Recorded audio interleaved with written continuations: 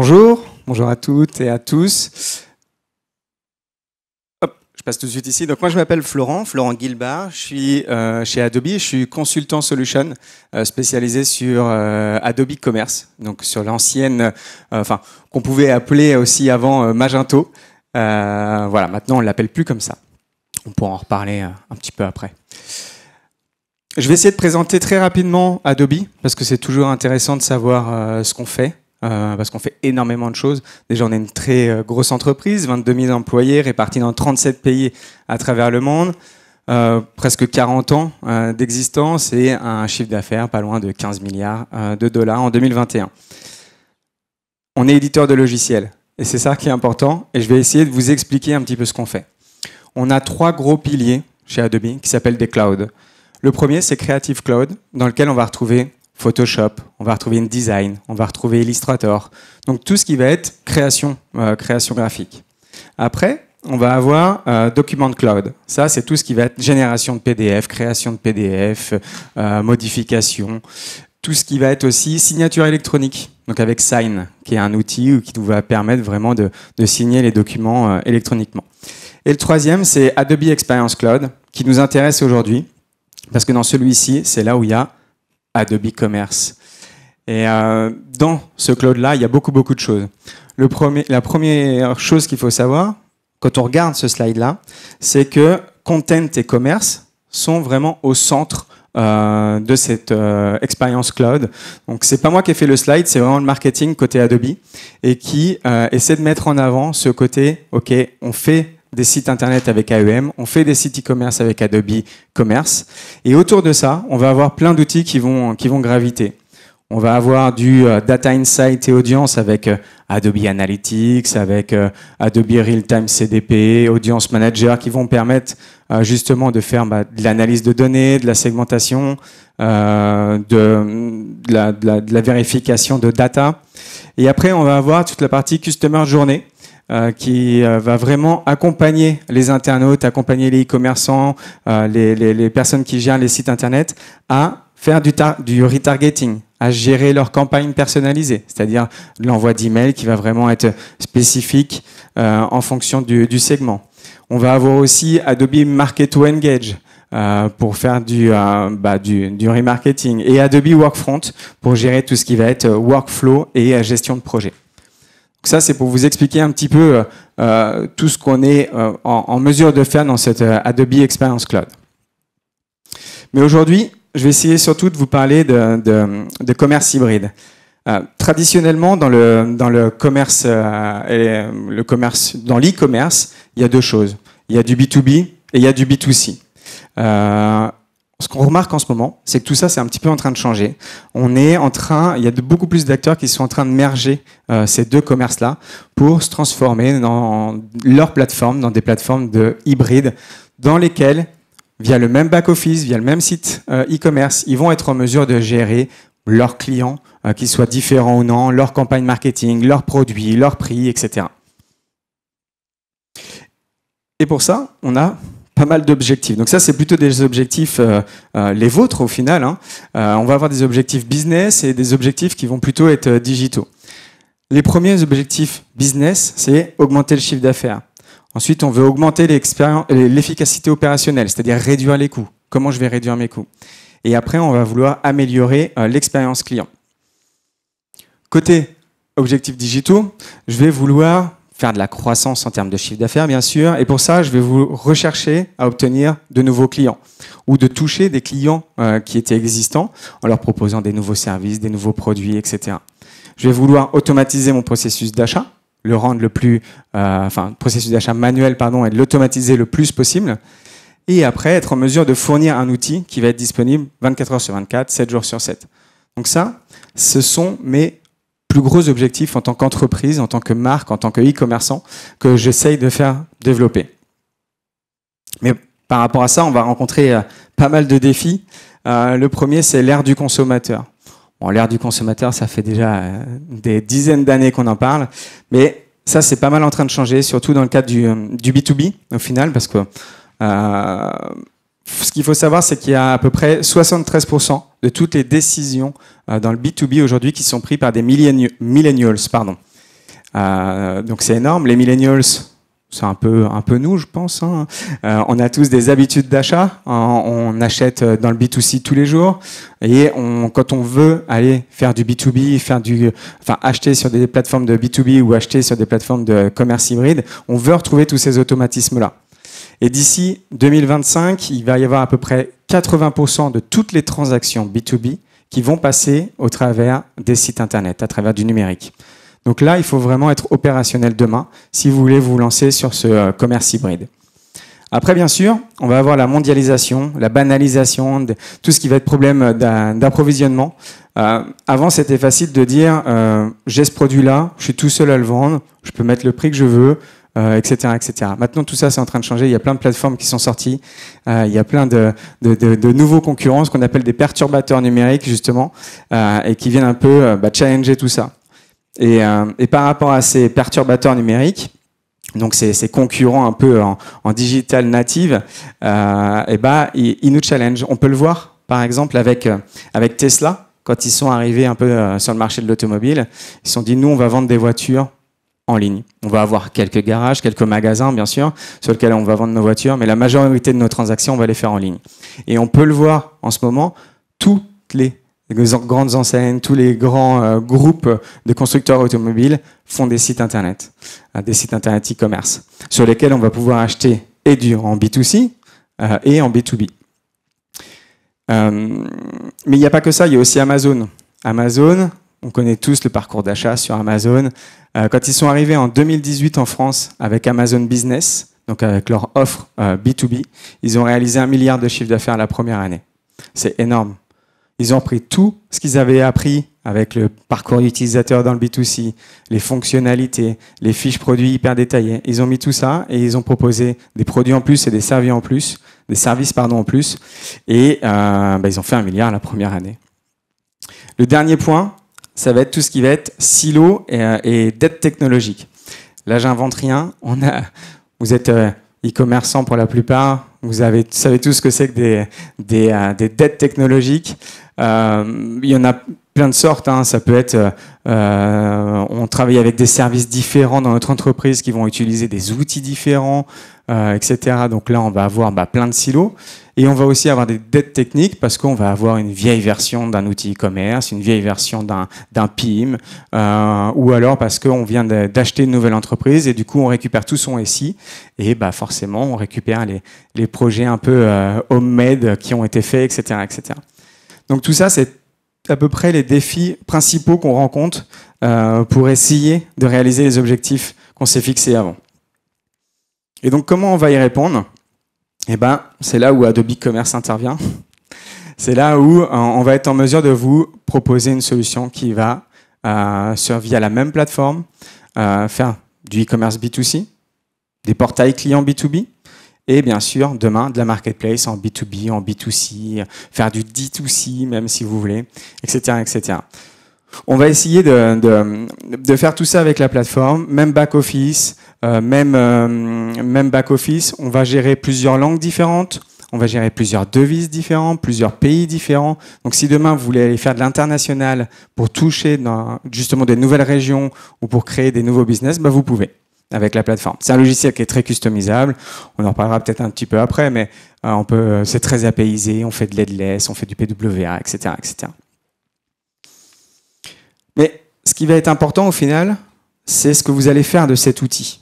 Parce que l'outil technique, ça marche, il n'y a pas de problème, on peut faire plein de choses. Mais c'est surtout comment vous allez l'utiliser demain. Qu'est-ce que vous allez en faire ? Une des premières choses, c'est lancer un portail d'achat en libre service. Donc ça, c'est quelque chose qui est ouvert 24/24, enfin 24/7, 365 jours par an, histoire de créer un climat un peu une bonne relation avec vos clients pour qu'ils puissent passer leurs commandes quand ils veulent. Ils ne sont pas toujours disponibles en même temps que vous, ils ne sont pas toujours disponibles sur des horaires de bureau, etc., etc. On va, en plus de ça, dans ces plateformes-là, être en mesure de proposer à nos internautes une plateforme qui va être riche en termes d'informations. On va avoir des fiches produits potentiellement qui vont être super enrichies. On va retrouver des PDF, on va retrouver des images, des vidéos, etc., etc. L'objectif ici, c'est de fournir le plus d'informations possible à vos internautes pour éviter qu'ils contactent potentiellement les commerciaux ou les ADV pour les questions, on va dire, de niveau 1 et récupérer tout ça. Donc là, on va être en mesure de mettre ça en place. Et on va garder bien sûr tous les réflexes qu'on a dans le monde physique qu'on va essayer de transformer dans le monde digital avec la commande rapide, la commande en masse, etc., etc. Après, ce qu'il faut, c'est aussi devenir un disrupteur numérique. Et alors, comment on devient un disrupteur numérique? Eh ben, on devient comme ça en faisant des nouveaux business. On fait du B2C aujourd'hui, on veut faire du B2B demain, du D2C, etc. Et l'objectif, justement, ça va être de tester des nouveaux marchés. On va essayer de regrouper des nouveaux produits, des nouvelles offres, de les pousser en plus sur le catalogue qu'on propose déjà aujourd'hui pour justement tester des business models, voir un peu ce qu'il peut prendre, tester des nouvelles régions aussi potentiellement. Et c'est là où on va venir sur des territoires où potentiellement on ne nous attend pas, parce qu'à la base on faisait que du B2C et qu'on s'est transformé en faisant du commerce hybride. Un autre point, c'est être en mesure de fournir les bons outils pour aider à la vente en ligne. Et pour ça, il nous faut quelque chose sur lequel on va pouvoir faire des devis, sur lequel on va être mis en relation directement avec un commercial. On va faire de la vente assistée. C'est-à-dire que vous avez un internaute qui a besoin de conseils, qui a besoin qu'on lui pousse des produits dans son panier, vos forces de vente ont la possibilité de le faire. Et bien sûr, on va s'intégrer le plus possible avec des plateformes de e-procurement. Quatrième point, c'est moderniser les stacks technologiques, justement, pour éviter tout ce qui est dette technologique et silo, avec une plateforme qui va être apaisée le plus possible. On va faire de l'headless, du PWA pour améliorer les performances. Tout à l'heure, Yann, tu parlais des besoins qu'a Google justement au niveau de la performance. On y est. Et du cloud, tout ce qui va être infrastructure. Aujourd'hui, le cloud, c'est quelque chose vraiment qui peut vous accompagner, qui vous accompagne et qui va vous permettre de scaler le plus possible pour justement demain faire du commerce hybride, faire de l'internationalisation, etc., etc.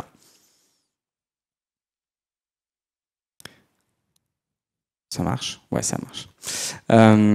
L'objectif, donc, c'est de vendre à n'importe qui, n'importe où, mais sur une seule plateforme. Alors, n'importe qui, je ne sais pas si c'est vraiment n'importe qui, parce qu'on connaît forcément un peu nos cibles et nos clients, mais vous voyez l'idée. L'objectif aujourd'hui, c'est que si on a un client qui veut faire du B2B ou un client qui veut faire du B2C, on est capable de l'accompagner. C'est-à-dire que si vous avez l'habitude de vendre qu'un produit à la fois et que vous avez quelqu'un qui arrive et qui en veut 100 et qui veut une demande de devis et qui veut un prix spécifique, etc., etc., votre plateforme e-commerce doit vous permettre de le faire aujourd'hui. Il faut, dans le commerce hybride, qu'on accompagne les internautes de A à Z.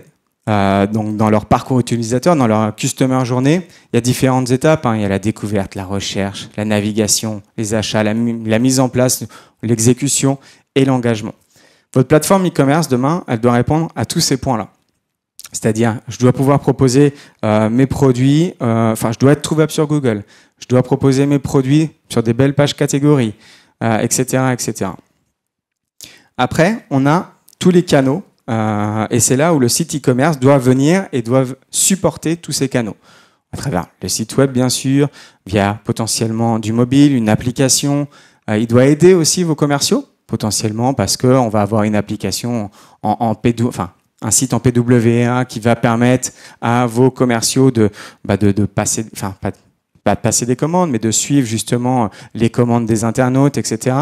Et il doit venir supporter tout ce qui va être bureau et magasin en proposant potentiellement des systèmes de POS ou des systèmes de gestion de click and collect, tout simplement.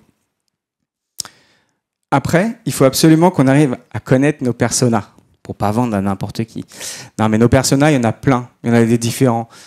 Tous ceux qui ont fait des projets e-commerce ou des projets web ici ont dû faire cet exercice pour trouver les personas. Dans le B2C, il y en a plein de différents, mais on va rajouter tous ceux du B2B. C'est-à-dire que potentiellement, on a des responsables de boutiques. On a après les acheteurs qui vont venir acheter, mais certains acheteurs, il y en a qui peuvent dépenser que 10 000 € par an sur la plateforme, etc., etc. Et tout ça, il va falloir qu'on l'identifie parce qu'ils ne vont pas tous venir chercher la même chose. Et donc, au niveau du commerce digital, comment on va faire ça? Il nous faut une plateforme dans laquelle on a le moins de code custom possible. pour justement éviter tout ce qui était dette technique et respecter le plus le natif possible. Et donc, dans Adobe Commerce, on va avoir pas mal de fonctionnalités qui vont nous accompagner dans ces 4 gros piliers. Tout d'abord, la gestion de l'expérience, avec la gestion de contenu, la gestion d'assets. Peut-être qu'aujourd'hui, beaucoup d'entre vous ont un PIM pour stocker toutes leurs données. C'est des choses qu'on importe facilement directement dans la plateforme. Mais on va aussi pouvoir le gérer à l'intérieur du back-office. On va faire de la personnalisation, du merchandising, du searchandising. On a lancé dernièrement un nouveau moteur de recherche qui s'appelle Live Search et qui permet justement de personnaliser le moteur de recherche à l'intérieur même du back-office d'Adobe Commerce. C'est-à-dire qu'avant, on allait utiliser potentiellement des moteurs de recherche d'autres prestataires. Maintenant, vous avez la possibilité de le faire et de le customiser. Je ne parle pas de la partie SEO, recommandations produits. Quoique recommandations produits, c'est intéressant. On a une intelligence artificielle chez Adobe qui s'appelle Sensei. Peut-être que vous connaissez. Sensei, c'est l'intelligence artificielle du groupe et qui va permettre, par exemple, sous Photoshop, de détourer automatiquement un visage. Ça, on a la possibilité de le faire. C'est Sensei qui le fait. On utilise la même techno dans Adobe Commerce pour proposer les bons produits à nos internautes en fonction de la navigation qu'il a eu avant, en fonction de ce que les autres personnes qui ressemblent un peu à son profil ont l'habitude d'acheter, etc., etc. Deuxième pilier, ça va être la gestion des informations produits. Ici, on va retrouver donc toute notre taxonomie produit, nos catalogues, etc., etc. Mais on va retrouver aussi tout ce qui va être règles de tarification B2B. Quand on fait du B2B, potentiellement, on a un prix différent par client. Ça, c'est très important. C'est ce qui change le plus par rapport au B2C. Avoir un prix différent par client, c'est facile à le gérer quand on a une demande de quelqu'un au téléphone, quand on gère ça directement depuis son ERP. Mais sur un site Internet, c'est beaucoup plus compliqué. On a créé à l'intérieur d'Adobe Commerce ce côté shared catalogue qui va permettre justement de créer quasiment un catalogue par client que vous pouvez avoir avec des prix négociés, des prix spécifiques, potentiellement qu'une partie du catalogue que vous êtes capable de proposer, etc., etc.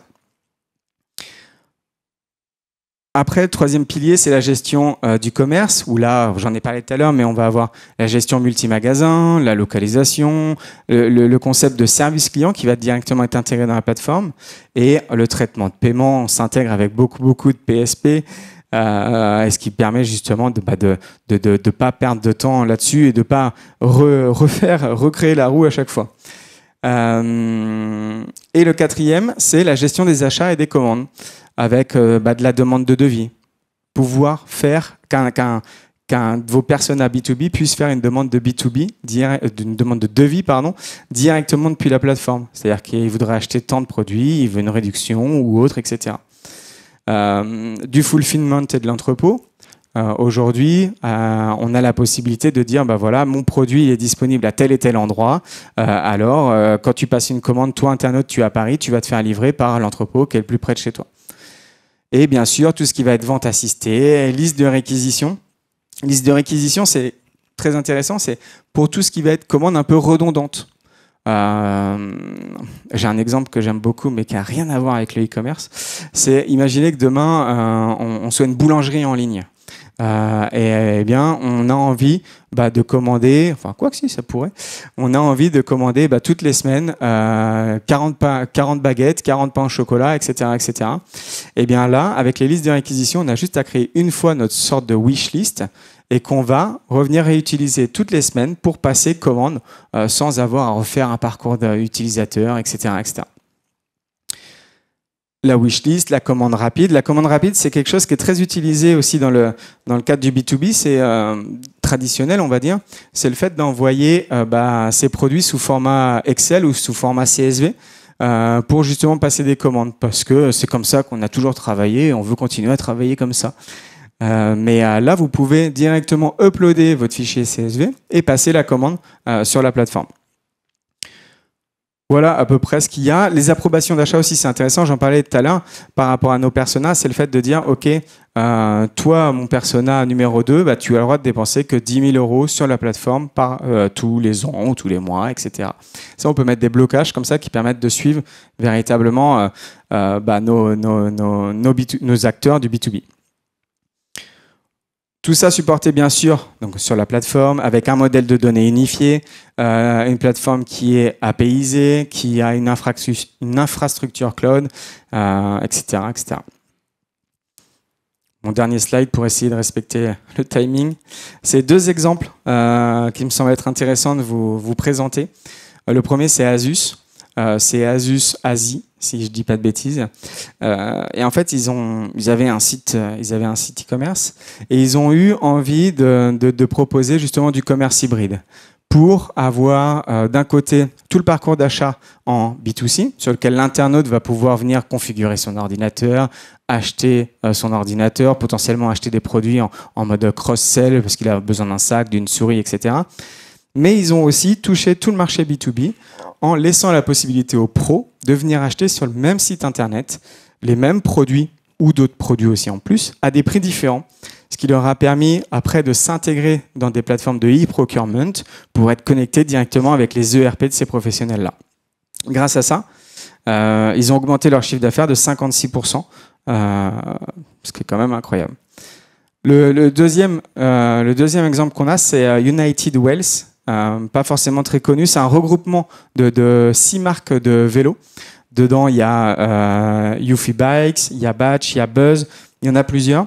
Et en fait, ce qu'ils ont fait, c'est que en faisant ce regroupement qui existe déjà depuis longtemps, ils ont voulu créer une seule et même plateforme pour mettre ces 6 marques, donc ces 6 sites internet différents, mais via le même back-office, qui vendent potentiellement pas les mêmes produits, qui sont potentiellement pas sur les mêmes régions non plus, mais ils avaient besoin d'avoir une seule et même interface pour pouvoir gérer leurs clients, pour pouvoir gérer leur communication marketing. Et ils ont mis ça en place en proposant du B2B, du B2C et en faisant une sorte d'hybride entre chaque site. En faisant ça, ça leur a permis aussi de tester un nouveau business model via une nouvelle marque qui s'appelle Batch et qui en fait accompagne un réseau de revendeurs de vélos. Ils ont testé ça au travers de ce commerce hybride. Voilà, j'ai terminé. Merci beaucoup de votre attention.